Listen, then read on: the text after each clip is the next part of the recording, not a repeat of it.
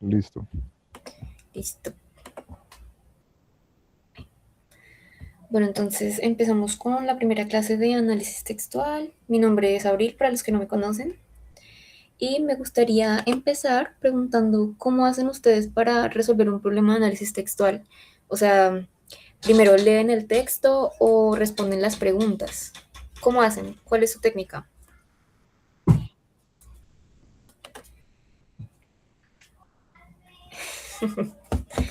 Pues si alguien quiere hablar o escribir, o si no, pues digo yo cómo hago. Te doy crédito. Pues, Eh, ¿Iba a hablar alguien? ¿se me escucha? Sí. Mm, Siempre me oriento es primero con las preguntas y ya después busco el texto. Dale. Dicen, primero leo las preguntas y con eso me enfoco a lo que debo destacar del texto. Bien, pues en mi caso yo también hago exactamente lo mismo. Primero leo las preguntas y ya ahí empiezo a leer el texto y ya cuando termino de leer el texto hago un resumen de lo que yo me acuerdo y de ahí sí, empiezo con las preguntas. ¿Alguno más quiere hablar?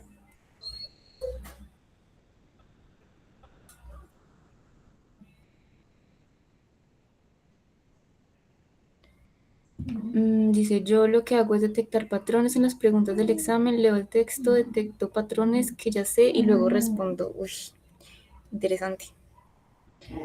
Bueno, si alguien más no quiere hablar, entonces empecemos hablando sobre la estructura del texto, o sea, la micro, macro y superestructura. La microestructura es el nivel de la cohesión. Este se encarga de que las oraciones no sean solo palabras flotantes, sino que tenga un conector que las una a sí mismas. Estas se encargan de que los conectores no sean ilógicos. Por ejemplo, ese mensaje que dice ahí, dice, compre pan y además leche. Hay una de las dos sobras, ¿sí? O es solo y o es solo además. Bueno, uno de los tres pilares que debemos tener en cuenta en la microestructura son los conectores lógicos. Estas son palabras las cuales establecen una relación entre dos ideas, o sea que si se combina un conector le cambia el sentido totalmente al párrafo. Esto se divide en cuatro. Las causales, que son el por qué, debido a, ya que. Estas son las que indican el origen. Las consecutivas son por lo tanto, en consecuencia, así que. Estos indican el efecto que causa algún tema en específico. Los adversativos son pero, sin embargo, no obstante. Estos indican una oposición hacia el tema. Y los concesivos, que son aunque, a pesar de. Estos indican un obstáculo que no impide la acción. La segunda es la referencia.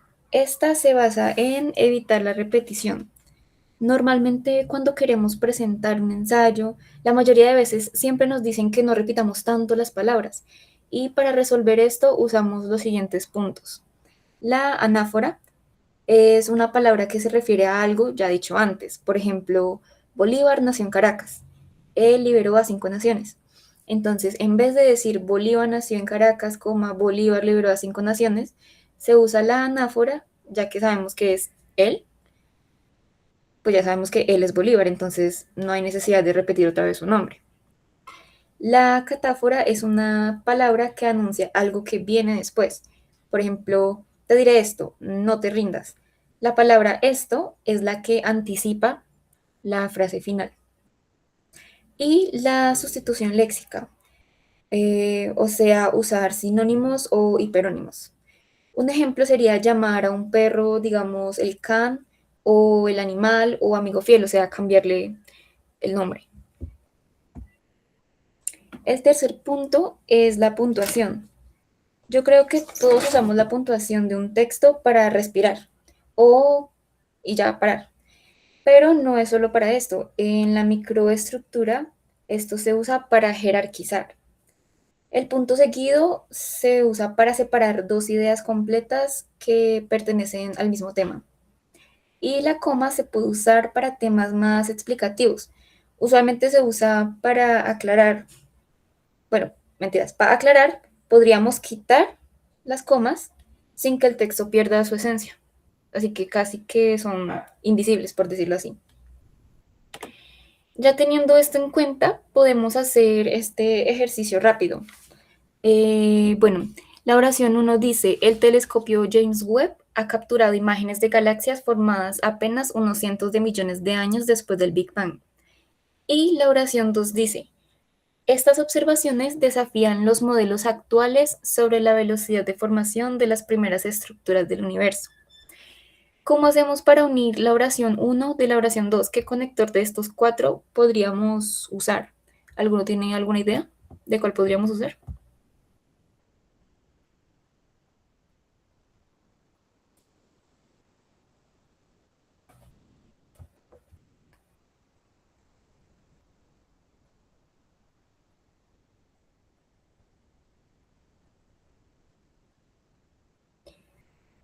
Johan, ¿por qué crees que el 2 y el 3?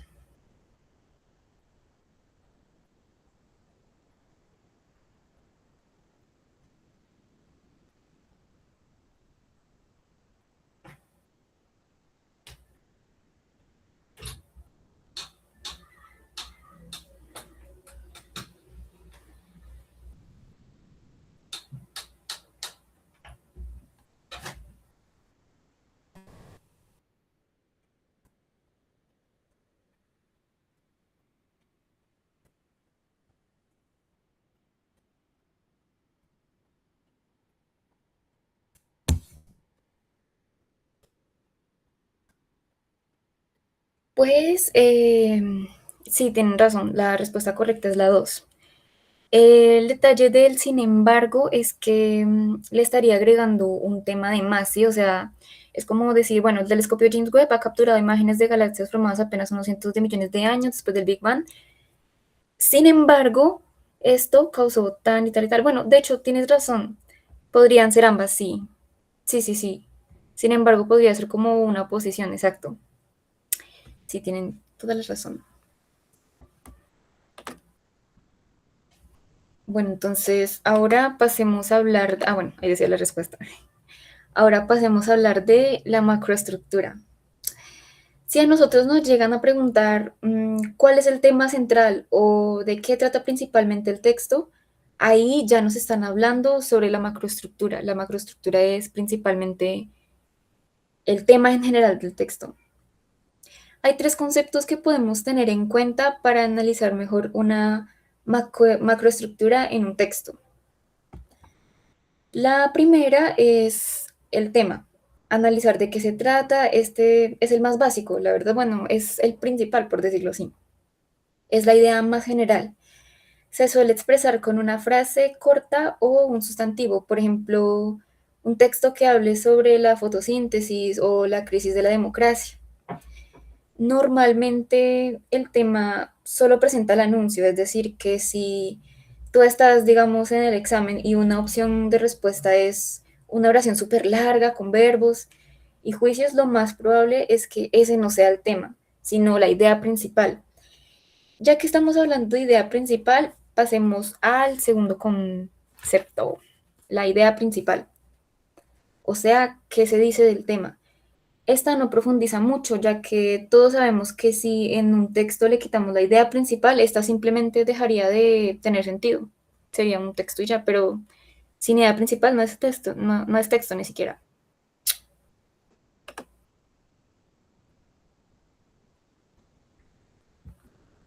Bueno, algo que sí hay que tener en cuenta de esto es que la idea principal no siempre está explícitamente escrita así. Es decir, que a veces debemos sacarla nosotros mismos. En base a toda la información que nos dicen los párrafos, de ahí nosotros tenemos que sacar la idea principal. Pero hay veces en las que el texto ya viene con la idea principal.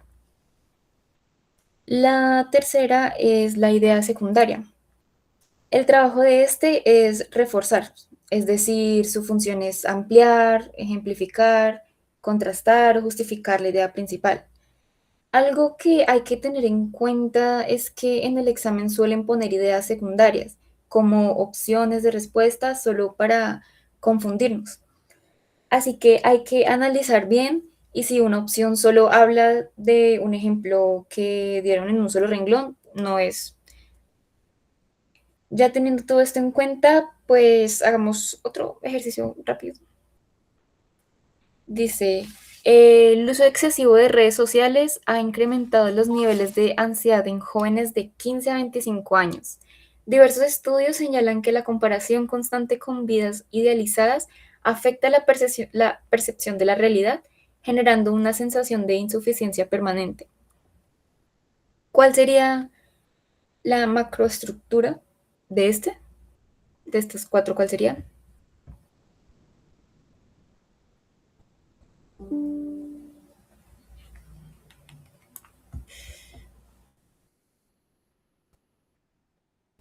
La tercera. Exacto, sí, muy bien, la tercera sería la respuesta correcta. Bueno, ahora hablemos de la superestructura. En los textos, eh, sí, en la superestructura es el esquema que organiza, es decir, aquí tienes que identificar, ¿sí? La superestructura del texto se divide en narrativa. Esta es una de las más comunes en fragmentos.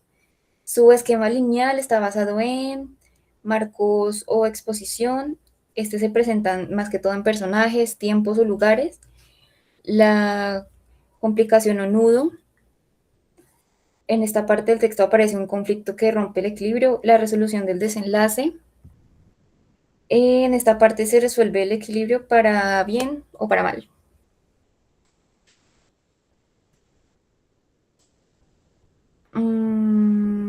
La segunda que viene es la expositiva, o también llamada la explicación.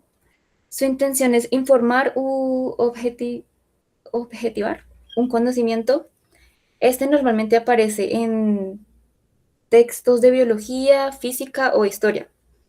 Se basa en introducción, el cual presenta el concepto o fenómeno. El siguiente es el desarrollo, el cual desglosa características, causas o fases. Y la conclusión, el cual resume lo aprendido a proyectar futuras investigaciones. Ahora pasemos a la superestructura argumentativa. En este, el autor no solo informa, sino que quiere que tú pienses como él. La tesis es la opinión, la postura del actor. El cuerpo argumentativo, el cual tiene las razones, pruebas y ejemplos que sostienen la tesis. Y la conclusión o cierre, la cual reafirma la postura inicial. Y la superestructura descriptiva, o también llamada el retrato. Esta suele estar metido dentro de las otras. Su función es decir cómo es algo o alguien, ¿sí? En esta no hay una línea de tiempo clara, es solo una fotografía con palabras y ya. Y pues en esta abundan los adjetivos y las comparaciones. Acá hay un cuadro para que entiendan un poco mejor. A ver, dice, si el autor intenta contar un suceso, entonces la superestructura es narrativa. Si el autor intenta enseñarme un concepto, entonces es expositiva. Si el autor intenta convencerme de su opinión, es argumentativa. Y si el autor intenta mostrarme cómo es algo, entonces es descriptiva. Teniendo en cuenta esto, este texto dice, muchos creen que la lectura digital nos hace más inteligentes. Sin embargo, la evidencia neurológica sugiere que la fragmentación del mensaje impide la comprensión profunda. ¿Qué creen ustedes? ¿Cuál creen que es la superestructura que hay aquí? ¿Expositiva o argumentativa?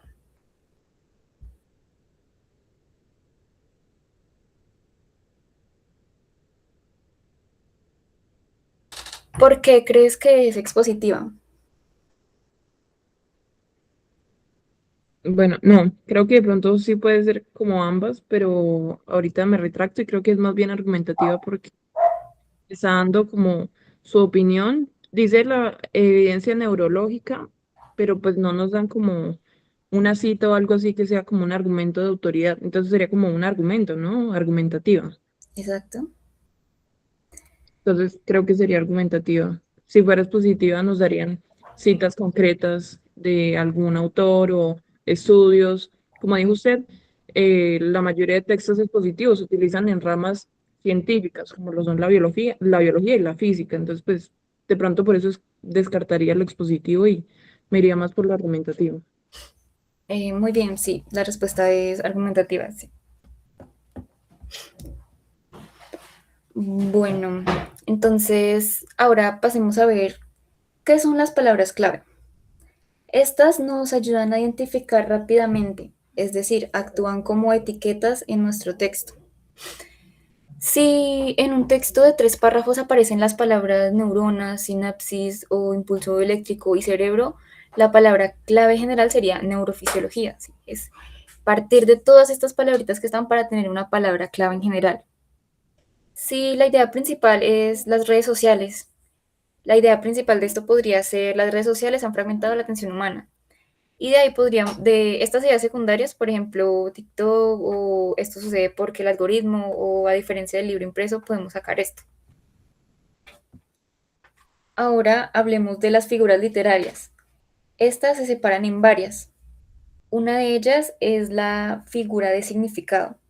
Estas son de las más importantes porque hacen cambiar el sentido de una palabra y es dividida en metáfora, que esta es la sustitución de un término real por uno imaginario. Un ejemplo de esto sería las perlas de su boca, o sea, sus dientes. La hipérbole, la cual es una exageración total para dar énfasis. Un ejemplo sería me muero de hambre, algo exagerado. La simil o comparación es es como si fuera la hermana menor de la metáfora, ¿sí? Su característica es que usa un nexo comparativo, es decir, cómo, cuál, tal como. Su ejemplo sería, tu sonrisa es como un rayo de luz en la tormenta.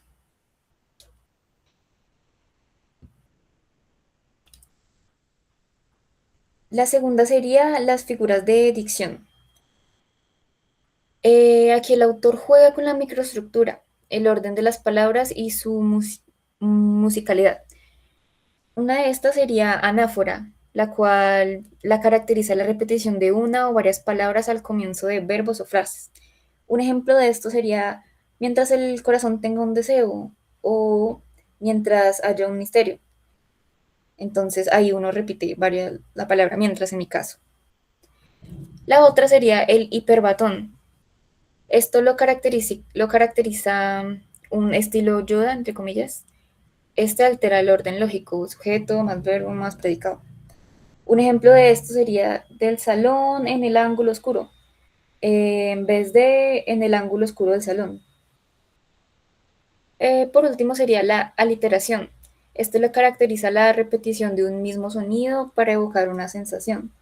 Un ejemplo de esto sería, en el silencio solo se escuchaba un susurro de abejas que sonaba, y entre paréntesis, zumbido de abeja. Este se usa principalmente para cómics o para mangas, para simular el sonido de algo. Ahora vamos con los tipos de comunicación. La comunicación no verbal, empecemos por esta. Es la que principalmente se basa en gestos de un personaje. El examen a veces nos pregunta por la intención de un personaje en una imagen basándose en sus gestos. Entonces, uno de esos gestos sería la kinésica, el cual son movimientos corporales y expresiones faciales. Por ejemplo, una ceja levantada comunica una duda. O si estás poniendo anchos los labios significa un beso. La proxémica es el uso de espacio físico. Entonces, un ejemplo es estar muy cerca de alguien, comunica intimidad o amenaza. Y la paralingüística no es que se dice como tal, sino cómo se dice. Entonces, el ritmo, los silencios, el llanto, si es un llanto por felicidad o un llanto por algo triste.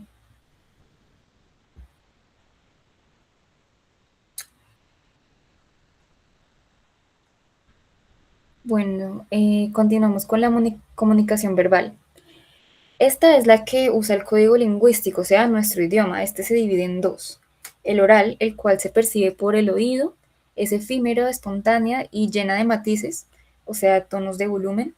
Un ejemplo de este sería un simple diálogo entre dos personas en una novela. El escrito se percibe por la vista. Este es más duradero, más estructurado y exige mayor rigor en la microestructura. Un ejemplo de este sería un ensayo o un poema.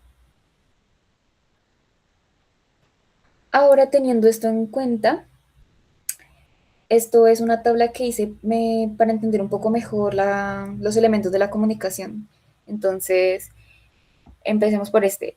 El emisor es el elemento. Quien produce este mensaje es la definición.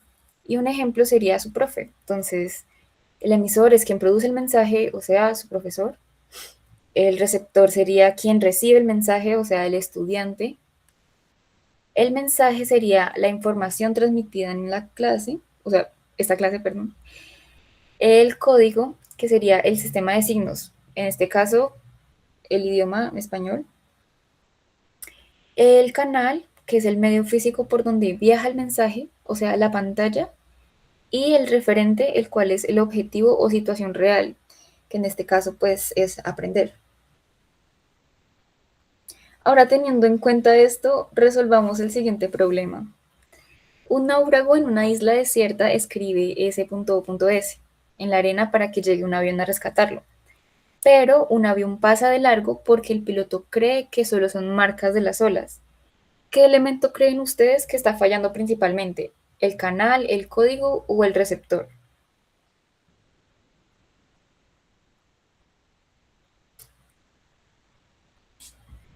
¿Por qué crees que el código?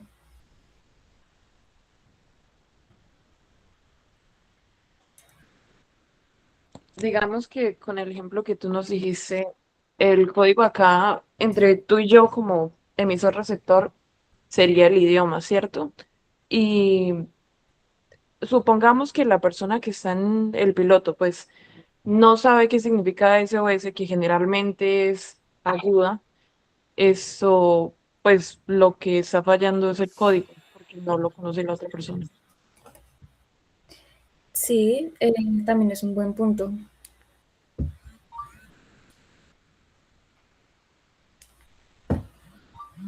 Bueno, el receptor, porque el S.S es internacional. ¿Levantaron la mano?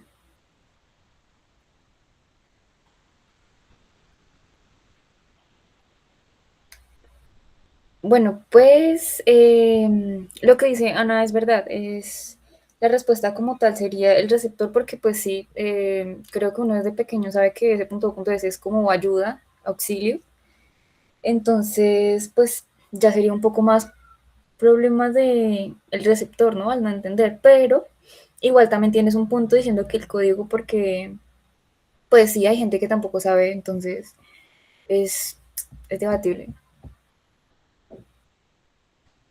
Ahora hablemos de las funciones del lenguaje según Roman Jakobson. Para los que no saben, Roman Jakobson fue un influyente lingüista y filólogo ruso, considerado una de las mayores teóricos del lenguaje del siglo XX y una figura clave en el desarrollo del estructuralismo y la semiótica. Jacobson decía que el lenguaje no es plano, siempre tiene un objetivo dependiendo de qué elemento de la comunicación se enfoque en el emisor. El mensaje cumple una función distinta. Viendo estas funciones, empezaremos por la función referencial o denotativa. Esta se llama referencial porque su brújula siempre apunta al referente, el objetivo o situación del que se habla. Al emisor no le importa lo que siente ni lo que el receptor haga, solo le importa que la información llegue fiel a los hechos. Uno de estos objetivos es informar datos, hechos o ideas de forma objetiva, sin sentimientos, solo realidad. Esta normalmente aparece en textos científicos, noticias y enciclopedias. Un ejemplo sería, la Universidad Nacional fue fundada en 1867. Ya, sin sentimientos, sin objeciones, nada. Es simplemente una frase fría y recta y a su punto va, o sea, sin nada de sentimientos. Estos son unos claros ejemplos. Este es un texto referencial, dice, el cáncer es una proliferación anómala de células, o sea, simplemente informa. Este es la función emotiva. Dice, maldito cáncer, te llevaste a mi abuelo. Este denota un poco más de sentimiento. Y la apelativa, que es cáncer, no fumes. Este es una objeción, ¿sí? Pero ya hablaremos un poco más de estos. Empezando por la función emotiva, o también llamada expresiva. Esta manifiesta estados de ánimo, sentimientos, deseos o miedos del que habla. Aparece en diarios personales, cartas de amor o exclamaciones. Si la referencial dice está lloviendo, la emotiva dice qué tristeza me trae esta lluvia. Uno de los claros ejemplos de que el texto sea una función emotiva es por los signos que tienen. Si se notan, siempre han tenido signos de exclamación o simplemente porque el texto como tal genera ese sentimiento, tristeza, alegría, amor, entre otros. La otra sería la función apelativa o conativa. Influir en el otro, dar una orden, hacer una pregunta o pedir algo. El emisor busca una reacción, aparece en publicidades, discursos políticos y textos argumentativos. Un ejemplo es que si la referencial dice fumar causa cáncer, la apelativa dice deja de fumar ya. Como vemos, la apelativa es más que todo una orden. Es, sí, una orden de que lo tiene que hacer. Pero hay que tener en cuenta unas cosas. En la función apelativa hay dos tipos de cómo lo demuestren, ¿sí? La primera es la directa, que es un ejemplo, vote por el candidato X. Es simplemente le ordena que vote por el candidato X. Pero la sutil es un poco más manipuladora. Entonces, un ciudadano responsable sabe que el candidato X es la única opción de cambio. Esta hace que, esta literalmente lo manipula para que vote por el candidato X y usted crea que es la opción de cambio, pero simplemente lo están manipulando. La 4 es la función fática o la de contacto. Este no tiene contenido informativo real. Si alguien te dice algo, no te está dando un dato científico, solo está comprobando que el canal funciona. Su única misión es verificar que la conexión entre el emisor y el receptor esté activa. Un ejemplo sería, ¿me escuchas? Hola, cambio fuera. Esta función se usa principalmente para cuando uno va a contestar un teléfono. Entonces, aló, hola, ¿cómo está? Bueno, adiós, ya. Y la función metalingüística. Su objetivo es usar el lenguaje para hablar del lenguaje, o sea, en nuestro caso, español, ¿sí? Explicar reglas de gramática o significados, definiciones de diccionarios o correcciones ortográficas. Un ejemplo sería la palabra haya es del verbo haber, mientras que haya es del verbo encontrar. Si la referencial dice el perro corre, entonces la metalingüística va a decir la palabra perro es un sustantivo común, masculino y singular. O sea, esta es más como si fuera una enciclopedia. Entonces, ejemplo, eh, tengo un cuaderno, pero este cuaderno viene de tal, es creado por tal, sus materiales son este y este, especifica mucho más el tema. Y la función poética, o también llamada estética, su función es crear belleza, extrañeza o musicalidad. No importa qué tanto, qué se dice, sino cómo se dice. Son poemas, rimas, refranes, sonetos. Un ejemplo sería este. En el silencio solo se escuchaba un susurro de abejas que sonaba. Es un poco más poético, más... pues hay un detalle, es que uno lo puede confundir muy fácilmente con una emotiva. Por ejemplo, acá esta es emotiva, dice, te amo tanto que me duele el pecho. Y la poética dice, el amor es un rayo de luna que atraviesa el cristal sin romperlo ni mancharlo. Yo diría que el poético es un poco más, por decirlo así, filosófico, se enfoca más en el amor, pero como tal del texto y no el amor que crea que el emisor va a sentir. Mm, Yo diría que eso es una de las diferencias. Y ya por esto, pues podríamos empezar el taller. Ya les comparto.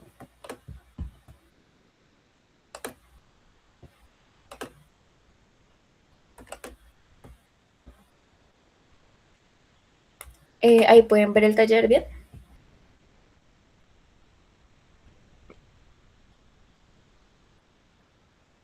Sí, señora. Pues lo único sería que de pronto lo acercara un poquitico, pero, ajá. Ahí ya lo ven mejor. Sí, señora. Bueno, entonces, pues me dicen ya cuando quieran bajar a los otros textos o empecemos las preguntas.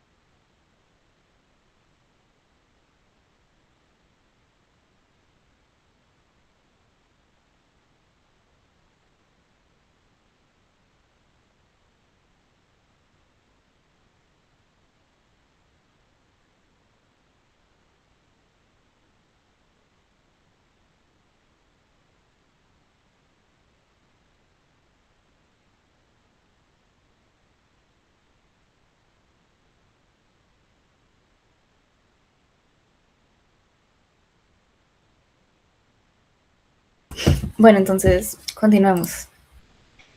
La pregunta uno dice, según el texto, ¿cuál es la principal objeción de Deleuze y Guattari al enfoque tradicional del lenguaje? A, el énfasis excesivo en las variedades de lenguaje menores o heterónomas.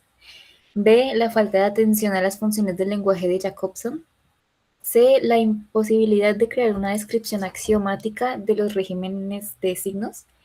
Y D, la pretensión de asumir el lenguaje como un sistema orgánico, interno e independiente. ¿Ustedes en la primera cuál contestaron? Yo puse la de... ¿Lo de alguien más? Quizás yo también puse esa. Elizabeth, ¿por qué pusiste la B?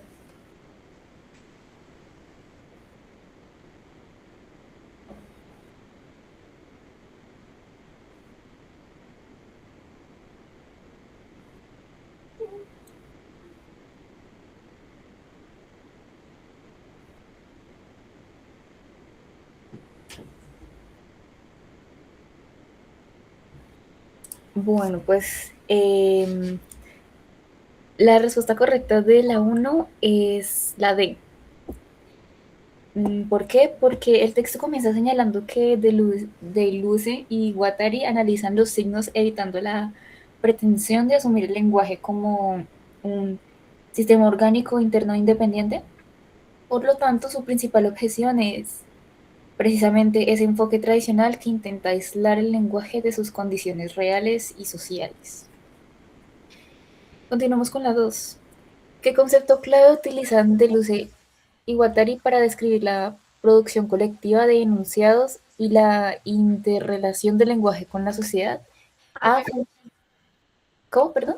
profe, es que Michelle dijo en el grupo que sí podríamos ir analizando cada respuesta para poder descartarla hasta llegar a la correcta para explicarla. O sea, es que como el texto estaba un poco complejo, pues sería como para poder entender. Vale, vale. Bueno, entonces empecemos con la 1. La A dice el énfasis excesivo en las variedades de lenguaje menores o heterónomas. Esta es descartada porque el texto no critica las variedades menores, al contrario, dice que su naturaleza es determinable en el campo social, ¿sí? La B es descartada porque Jacobson no es mencionado como una crítica de Deleuze, sino como una herramienta de análisis externa del taller que mencioné anteriormente, ¿sí? Y pues la imposibilidad de crear una descripción axiomática de los regímenes de signos. Esta dice que la descripción axiomática es una posibilidad y una tarea, no algo imposible. Y la D, pues en el texto dice explícitamente que se evita la pretensión de asumir el lenguaje como un sistema orgánico, interno e independiente. Entonces, por eso, esa es la D, la correcta. Vamos con la 2. ¿Qué concepto clave utilizan Deleuze y Guattari para escribir la producción colectiva de enunciados y la interrelación del lenguaje con la sociedad? ¿Ustedes en esa cuál pusieron?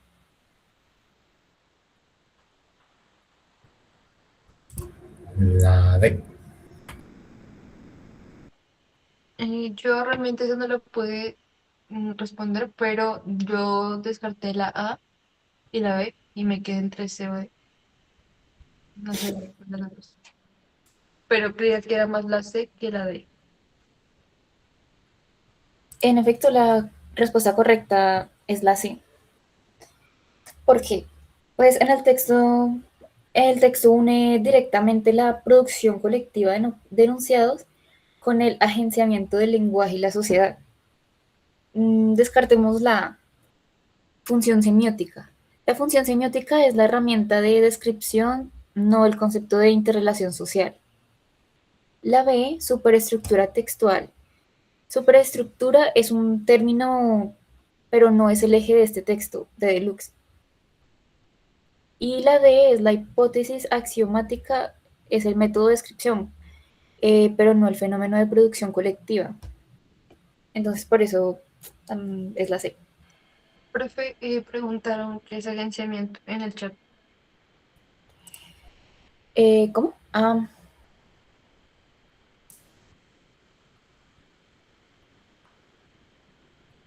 ¿Cómo dijiste, perdón? Y en el chat preguntaron qué es agenciamiento.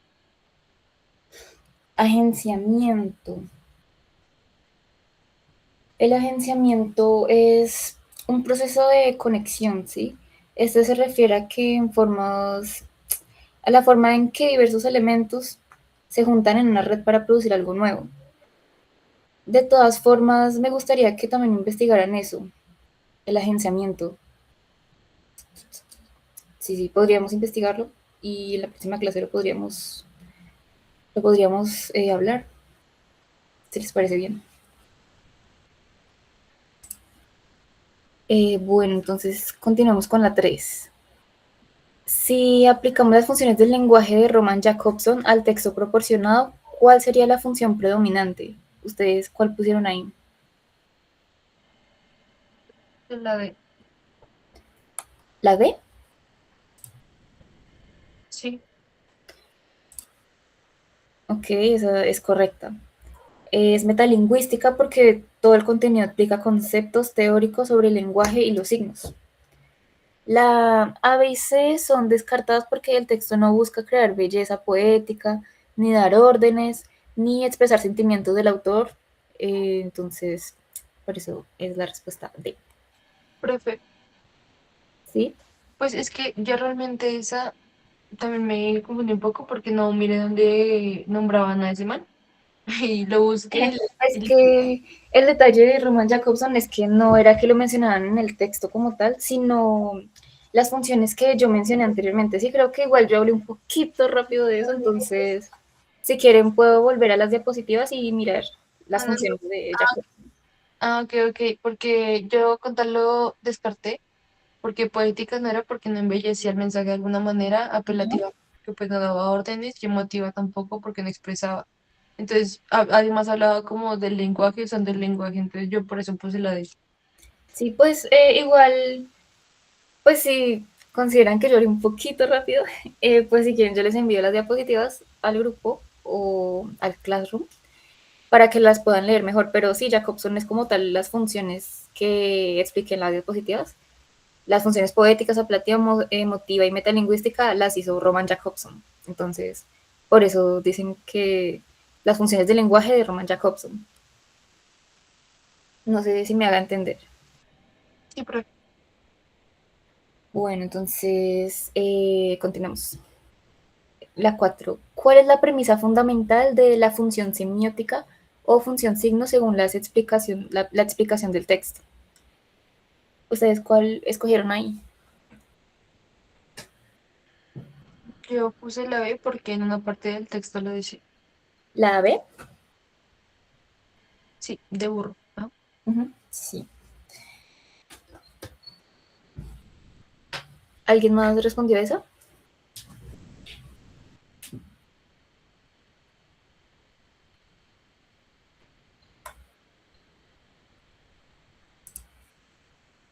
Bueno, pues sí, la respuesta correcta es la B. Se define por la correlación entre expresiones y contenidos como elementos funtivos, ¿sí? La A se descarta porque el texto dice que se aplican a los sistemas de signos en general para caracterizar enunciados colectivos, no solo las autónomas. La C en el texto dice que las relaciones son múltiples y mutables, no únicas. Y la D, el texto busca evaluar los signos en su existencia social y determinaciones pragmáticas. Igual como mencionaste, en el texto igualmente lo decía. Entonces, sigamos en la 5. Dentro del esquema de los elementos de la comunicación, ¿cómo redefine la idea de producción colectiva de enunciados al emisor del mensaje? ¿Qué contestarán ustedes?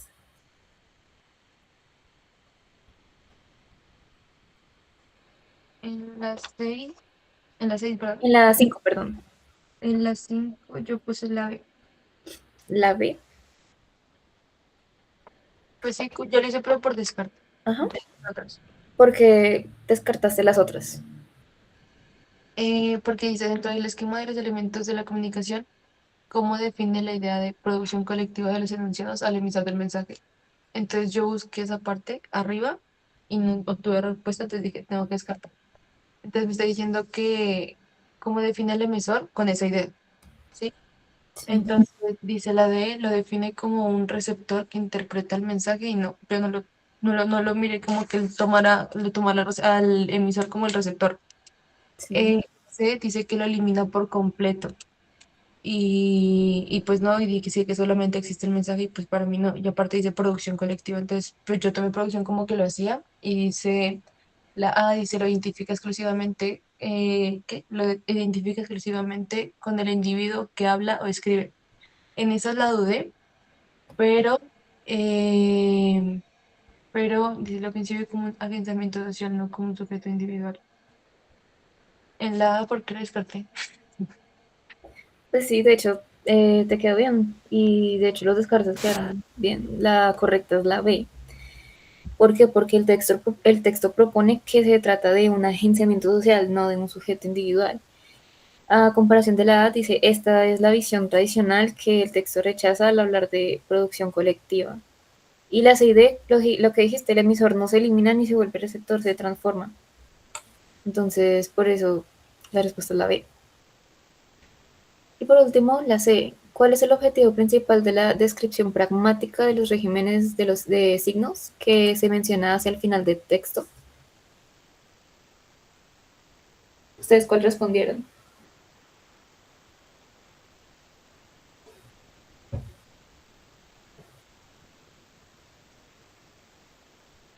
Profe, pues yo ahí no sabía que era pragmática y pues yo busqué la palabra, ¿Y qué pero nos salió? decía que era una disciplina lingüística. Dice que estudia cómo el contexto de los interlocutores y la intención comunicativa influyen en la interpretación de los enunciados. Sí. Y yendo más allá de lo que es el significado literal. Entonces, pues también como por descarte. Es que ese texto estaba un poco complejo, entonces yo lo hice como la mayoría por descarte. Entonces yo puse la A. Sí, la correcta es la A, porque buscaba comprender la naturaleza social de las cosas dichas y cómo se liga a la producción de significaciones. La B, la C y la D pues son descartadas más que todo porque el texto no busca listas fijas o separar expresión de contenido ni aislar el uso de el signo del uso. Entonces, por eso la correcta es la A. Bueno, igual acá están las respuestas. Pero sí, pues eso sería todo por hoy. Igual como les digo, pues yo considero que hablé un poquito rápido, entonces si algo, pues mis diapositivas están en el Classroom o en el Drive, no sé dónde las enviará Joaquín, la verdad, pero yo se las mando como para que miren bien el tema de Jacobson, que fue lo que más veo que les complicó. Entonces, pues no sino más, muchas gracias por haber asistido en domingo. Gracias, profe. Chao. Hasta luego, que estén bien.